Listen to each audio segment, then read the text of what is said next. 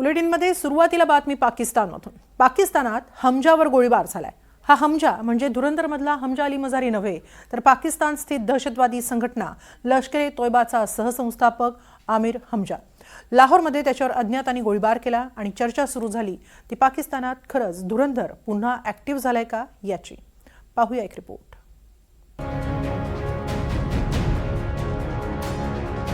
पाकिस्तानात हमजावर गोळीबार,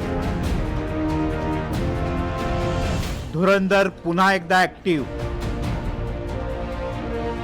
भारताच्या एक शत्रूचा खात्मा कोण करतंय? पाकिस्तान स्थित दहशतवादी संघटना लष्कर-ए-तोयबाचा संस्थापक सदस्य आमिर हमजा याच्यावर लाहोरमध्ये अज्ञात हल्लेखोरांनी गोळीबार केलाय।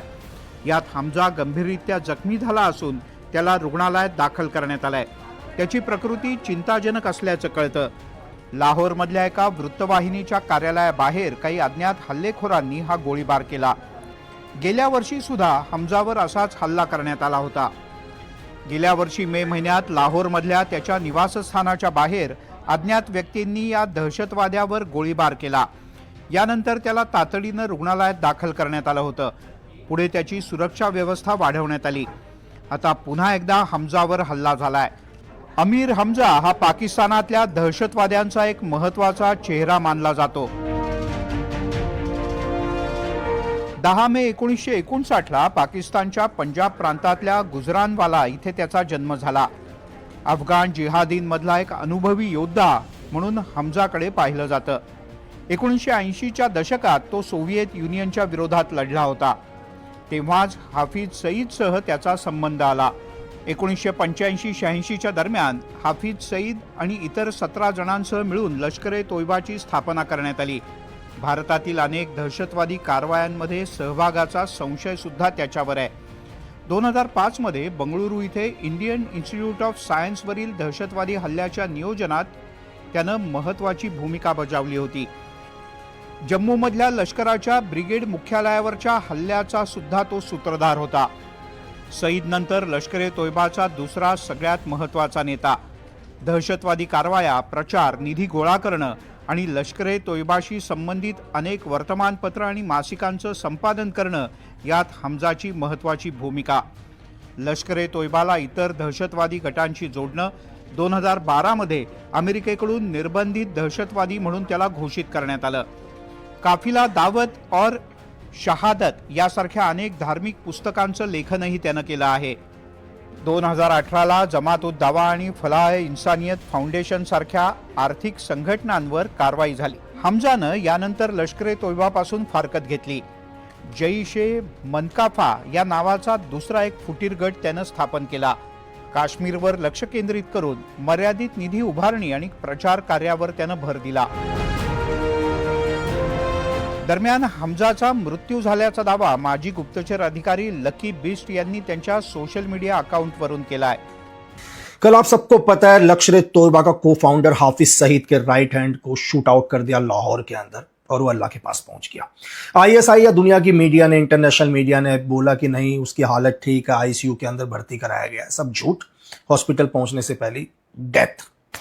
कहानी क्या है? कहानी है 24 एसडी न्यूज चैनल है लाहौर के अंदर।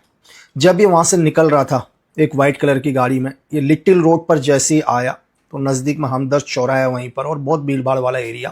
वहां पर 2 अननोन गनमैन पहले इसका वेट कर रहे थे हमजा का, और जैसे इसकी गाड़ी धीरे होती है दोनों आते हैं दौड़ के। पहला अननोन गनमैन 9mm राउंड से 3 राउंड फायर मारता है हमजा के ऊपर।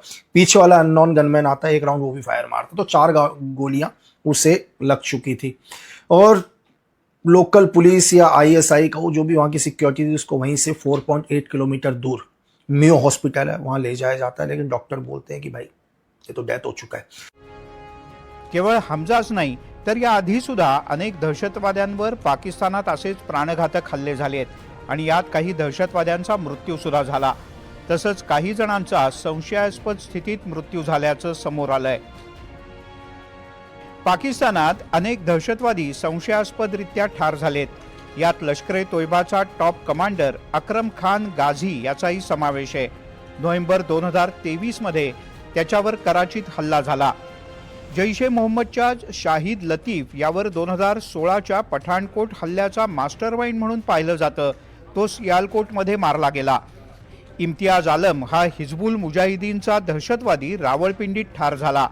तर खलिस्तानी कमांडो फोर्सचा परमजीत सिंग पंजावर हा लाहोरमध्ये मारला गेलाय. खलिस्तानी दहशतवादी गटाचा नेता हरविंदर सिंह रिंदा हा लाहोरमध्ये गूढरित्या मृत पावला. लष्कर ए तैबाचा नेता मौलाना जियाउर रहमान हा कराचीमधल्या एका हल्ल्यात मारला गेला. तर हंजला अदनान हा लष्कर ए तोयबाचा आणखीन एक कमांडर कराचीतल्या हल्ल्यात ठार झाला. तर पाकव्याप्त काश्मीरमध्ये लष्कर ए तोयबाचा ख्वाजा शाहिद या कमांडरचा थेट शिरच्छेद करून खात्मा करण्यात आला. IC-814 या विमानाचा अपहरणकर्ता जहूर मिस्त्री जो जैश ए मोहम्मद करता काम करायचा तो सुद्धा अशाच प्रकारे संशयास्पदरित्या ठार झालाय. हे सगळे मृत्यू प्रामुख्यानं 2023 ते 2025च्या दरम्यान झाले आहेत.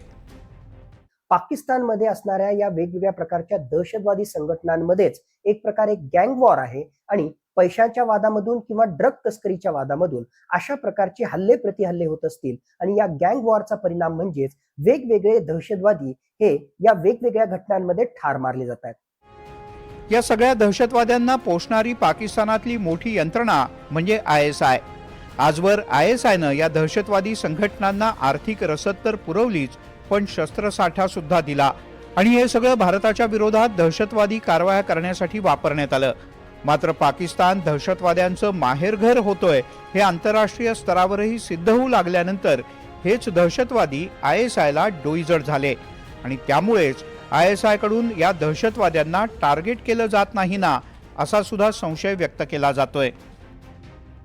खरोखरच हे ISIनंच घडून आणलेलं किलिंग अशा प्रकारचं हत्यासत्र आहे अशी सुद्धा शक्यता आजघडीला व्यक्त केली जाते.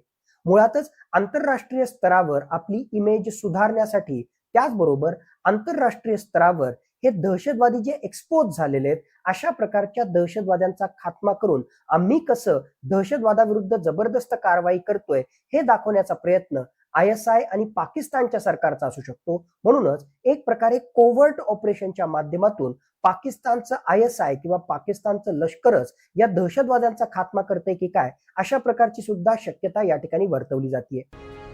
अलीकडेच रिलीज झालेल्या धुरंधर सिनेमातून हे भारतीय गुप्तचर यंत्रणांचंच ऑपरेशन असल्याचं दाखवण्यात आलं होतं. त्याला प्रत्यक्षात कोणताही ठोस पुरावा नाही. पाकिस्तानात होणाऱ्या दहशतवाद्यांच्या हत्या आणि त्यांचे अज्ञात मारेकरी या वास्तवाचा दिग्दर्शक आदित्य धर यांनी खुबीनं वापर करून घेतला आणि धुरंधरची कथा मांडली. अर्थात या दहशतवाद्यांना कोण ठार करतंय याबद्दल खुद्द पाकिस्तान सरकारनं सुद्धा फारसा योग्य पद्धतीनं तपास केलाच नाही. त्यांचे जर संशयास्पद मृत्यू झाले असतील तर त्याचं गूढ उकळण्याची तसदी सुद्धा पाकिस्ताननं घेतलेली नाही आणि तसं न करता पाकिस्तान अलगदपणे संशयाची सुई भारताकडेच वळवू पाहतोय. मात्र यातही भारताचा फायदा आहे असं म्हणायला हरकत नाही, कारण आजवर पाकिस्तानात गूढरित्या मारल्या गेलेल्या दहशतवाद्यांनी भारतात अनेकदा क्रूरपणे हल्ले घडवले होते आणि त्यांचा खात्मा होणं हे भारताच्या पथ्यावर पडणारच आहे. Bureau report, NDTV Marathi.